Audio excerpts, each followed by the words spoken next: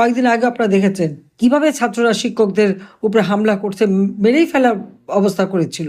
সেখানে নারী শিশু বলে কিছু নেই। একটি মেয়েকে ছেলে মেয়ে একসাথে ধরে পিটায় মারে। বাংলাদেশে এই ধরনের অবস্থা তো কোনোদিন ছিল না। ছেলে মেয়েদের মধ্যে একটা লেহাজ তমিজ আদব কায়দা ছিল, পোলাইটনেস ছিল। আজকে তা নেই। ডক্টর ইউনূস ক্ষমতা দখল মানেই হচ্ছে বাংলাদেশের সমাজকে ধ্বংস করে দিচ্ছে, অর্থনীতি তো ধ্বংস করে আপনারা জানেন একেবারে শেষ পর্যায়ে। দারিদ্র্যের হার বেড়ে গেছে। 5 কোটি মানুষকে আমরা নিম্নবিত্ত থেকে মধ্যবিত্তে এনেছিলাম, আজকে 6 কোটি মানুষকে সে দরিদ্র সীমার নিচে নিয়ে গেছে। লাশ ভেসে বেড়ায়। কয়েকদিন আগে আপনারা দেখেছেন সেই মমিনের লাশ তুরাগ নদীতে ভাসছে। সে কেন মিছিল করলো? জয় বাংলা স্লোগান দিল। যে জয় বাংলা স্লোগান দিয়ে প্রতিটি মুক্তিযোদ্ধা বুকের তাজা রক্ত ঢেলে দিয়েছে, দেশ স্বাধীন করে দিয়েছে, আজকে সেই জয় বাংলা নিষিদ্ধ।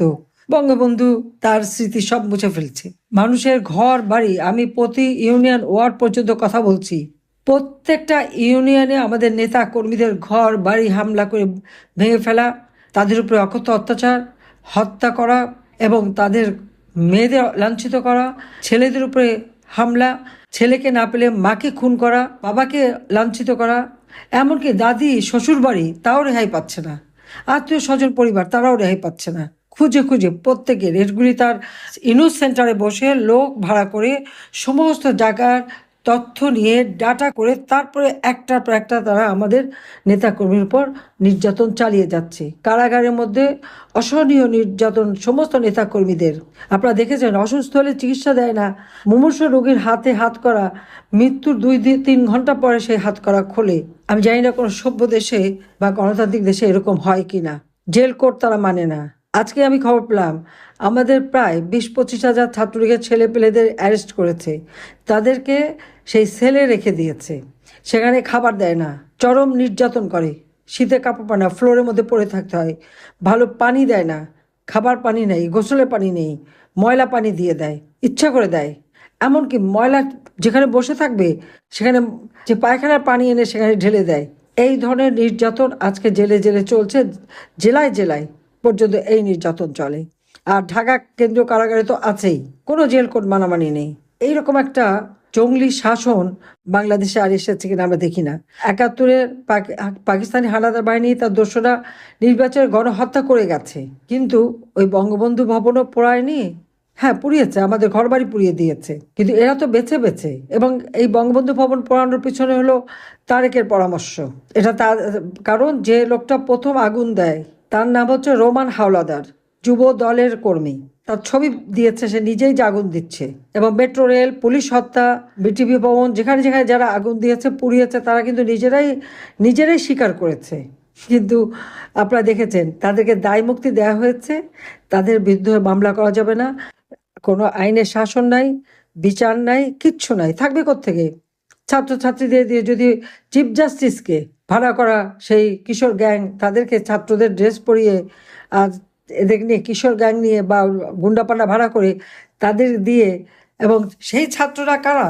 যারা চিফ জাস্টিসকে লাঠি সোটা নিয়ে, অস্ত্র শস্ত্র, রামদা চাপাতি, চাইনিজ কুড়াল নিয়ে তার বাড়ি আক্রমণ, তাকে পদ থেকে বাধ্য করা।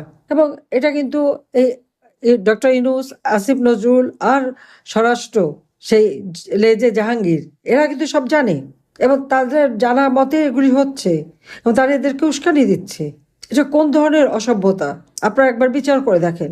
আজকে আমরা আওয়ামী লীগ, যে আওয়ামী লীগ স্বাধীনতা এনে দিয়েছে, সেই আওয়ামী লীগের নেতাকর্মীরা না বুদ্ধিজীবীদের স্মৃতিসৌধে সম্মান প্রদর্শন করতে পারে, না স্মৃতিসৌধে যেতে পারে।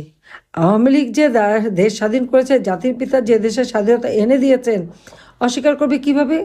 আপনারা জানেন আজকে সিআইএর যে ফ্যাক্ট বুক বেরিয়েছে সেখানেই তো দেওয়া আছে, আমেরিকার ডিক্লাসিফাইড যে সমস্ত ডকুমেন্ট সেখানে আছে, সারা বিশ্বের সমস্ত মিডিয়াতে আছে। বাংলাদেশের মিডিয়া থেকে যতই মুছে ফেলুক, যতই বঙ্গবন্ধু ভবন ভেঙে ওই স্মৃতিটুকু মুছে ফেলুক, যতই মোরাল ভেঙে অপমান করুক, মুক্তিযুদ্ধের স্মৃতিচিহ্ন মুছে ফেলুক, জাদুঘর ভেঙে তছনছ করুক, ইতিহাসকে তারা মুছে ফেলতে পারবে না।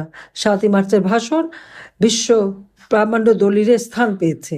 আর এটা বঙ্গবন্ধুর যে স্বাধীনতা ঘোষণা এবং আওয়ামী লীগ যে এদেশের স্বাধীনতা এনেছে, এটা আজকে বিশ্ব রেকর্ডে আছে। তারপরেও ইউনূস বসে বসে এই ঘটনাগুলি ঘটাচ্ছে।